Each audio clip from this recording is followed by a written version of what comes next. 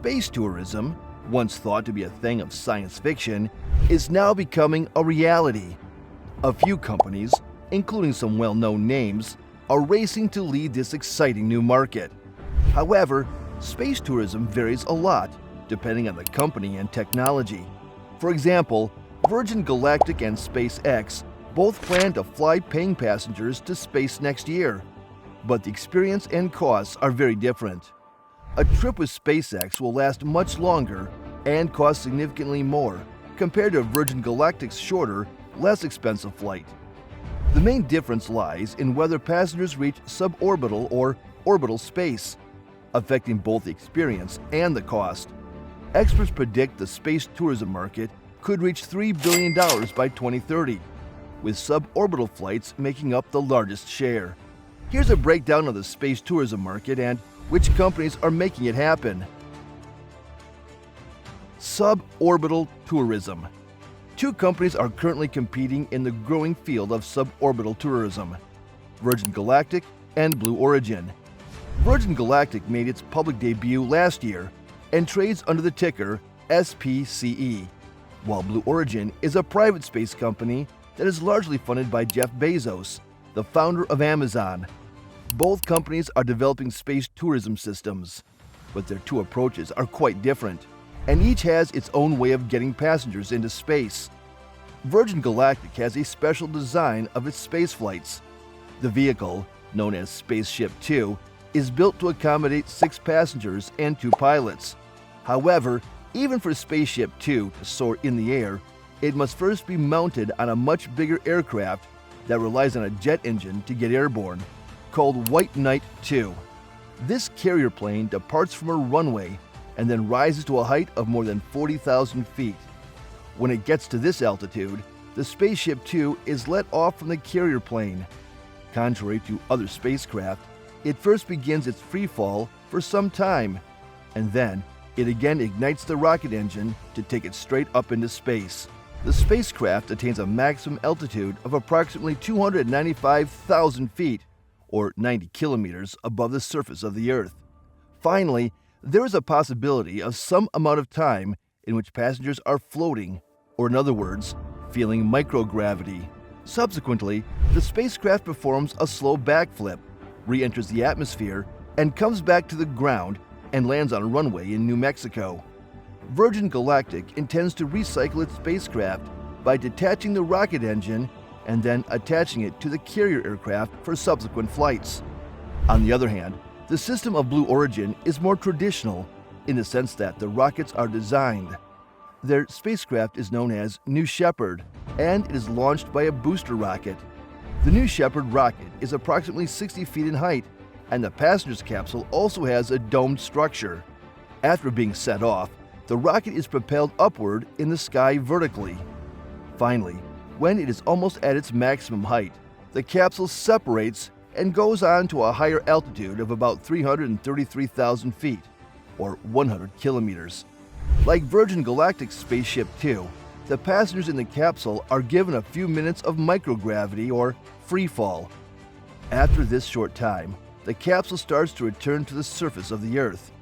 To stabilize it, the capsule uses parachutes to decelerate and then gently touches the ground on the West Texas desert. Still, what makes Blue Origin stand out is a second-stage rocket that brings the actual spacecraft to orbit. Unlike a traditional rocket, it lands back on the Earth and does so independently.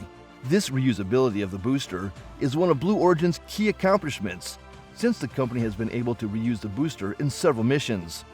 As for ticket prices, Virgin Galactic had sold approximately 600 tickets for the flights that will cost between $200,000 and $250,000 per flight. This price range may go up as the company enters its commercial stage.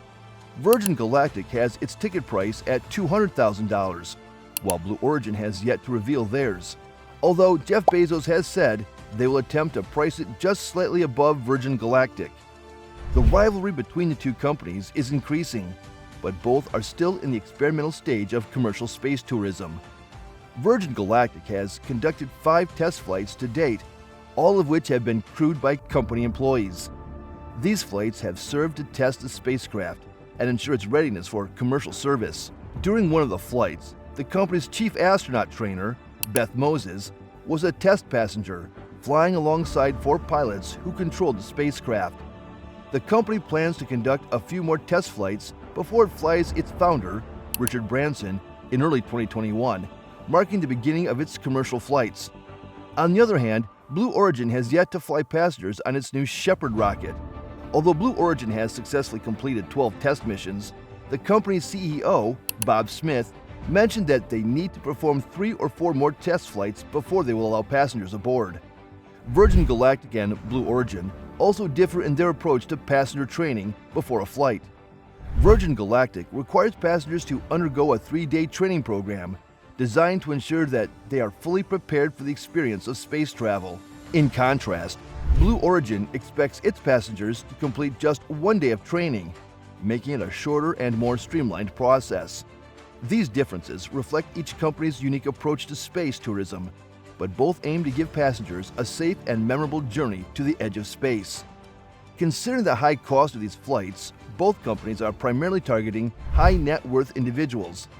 Virgin Galactic's chief space officer, George Whitesides, has described space tourism as an out-of-home luxury experience, part of the rapidly growing luxury market. He believes that as both Virgin Galactic and Blue Origin begin regular flights, demand will be strong enough to sustain both companies. According to Whitesides, the market has the potential to reach around 2 million people globally who can afford these flights at current prices. He envisions that as ticket prices gradually decrease, the market could expand dramatically to include as many as 40 million people worldwide. Surveys by financial firms Cowen and UBS have provided additional insight into this emerging market.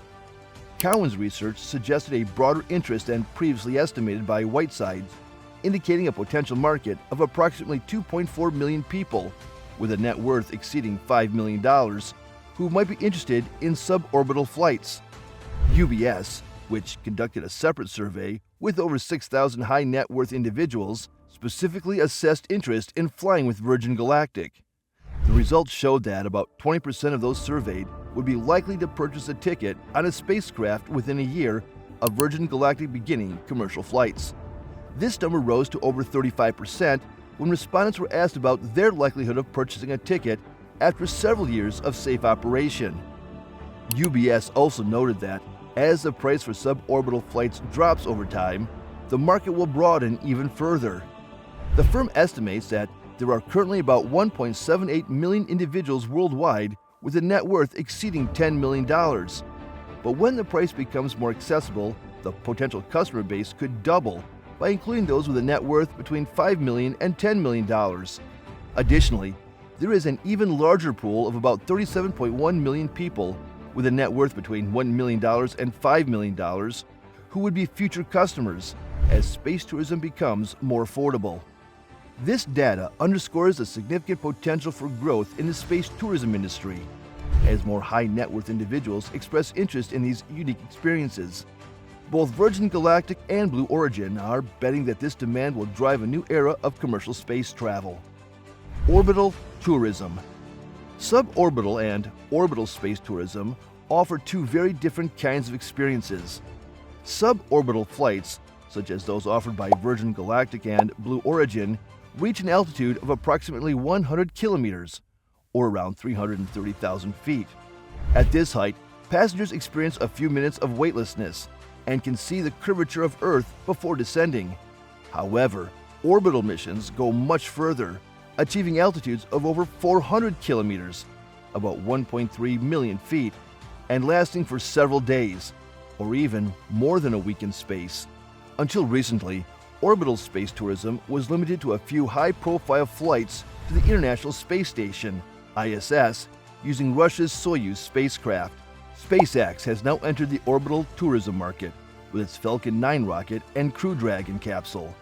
SpaceX made history by successfully launching and returning 2 NASA astronauts to and from orbit, marking the first time a private company has sent humans into orbit.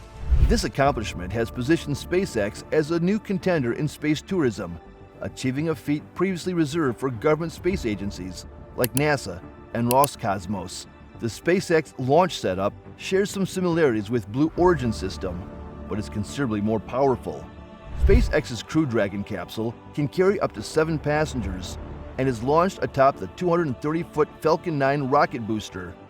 The launch occurs from NASA's Kennedy Space Center in Florida, and it takes several hours for the Crew Dragon to reach its designated orbit, or the ISS.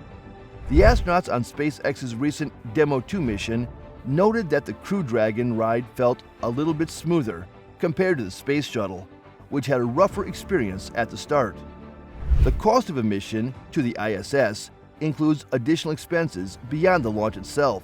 For a 10-day stay, tourists would accumulate an extra $350,000 in fees with NASA. Under NASA's current cost framework, staying aboard the ISS costs about $35,000 per night per person, covering essentials such as accommodations, life support, and other services needed for a visitor's stay in orbit. With SpaceX's recent foray into orbital tourism, the space tourism industry now offers more variety, expanding from brief suborbital flights to longer orbital missions, giving space travelers a wider range of adventures to choose from. However, Crew Dragon may soon have company as an option for private travelers looking to reach the International Space Station, ISS. Boeing is developing its own spacecraft, the Starliner, which, while delayed in testing, is expected to carry up to 7 passengers. Under Boeing's agreement with NASA, which involves flying 4 astronauts per mission, the company has permission to sell the 5th seat to a paying space tourist. Recently, Boeing confirmed that it has a team actively seeking to market this extra seat, indicating that Starliner could become a competitor to Crew Dragon for orbital tourism. While Crew Dragon and Starliner look to be the leading options for private orbital missions in the near future, SpaceX is already aiming even higher with its next project, the Starship rocket. Elon Musk has set Starship as the company's top priority, envisioning it as a fully reusable rocket capable of carrying cargo, or up to 100 passengers. SpaceX has even made plans with Japanese billionaire Yusaku Maezawa for a mission that could take him and a small crew around the moon with Starship. However, Musk has said that the rocket will need to complete hundreds of missions with satellites before it will be ready to carry humans. Starship prototypes have successfully launched and landed in short test flights, but they have yet to reach orbit. Once Starship achieves this milestone and proves itself with unmanned missions, SpaceX may open a new era of orbital tourism, taking more people farther into space than ever before. Orbital brokers and services. In addition to companies designing and launching rockets to carry people into space, there are others focused on connecting space tourists with these flights and preparing them for the journey. Companies like Space Adventures, Axiom Space, and Virgin Galactic offer unique services in orbital space tourism, even though they don't build or operate their own spacecraft. Space Adventures, a US-based company, has been a major player in this area over the past 2 decades, flying 7 private clients to space aboard Russian spacecraft. Each journey reportedly cost over $20 million per person, allowing these tourists to spend more than a week on the International Space Station, ISS. Houston-based Axiom Space, another startup in the space tourism field, signed its own agreement with SpaceX for a mission to the ISS. Axiom's mission will feature a professionally trained commander and 3 paying passengers, who will spend 10 days in space, including 8 days on the ISS. Axiom has not officially disclosed the identities of its crew, but recent news suggests actor Tom Cruise may be among the passengers, as he is working with NASA on a movie to be filmed on the ISS. Although NASA hasn't confirmed Cruise's involvement in an Axiom or SpaceX mission, Elon Musk hinted on social media that this mission should be a lot of fun. Reports indicate Cruise will likely be part of an Axiom-led crew.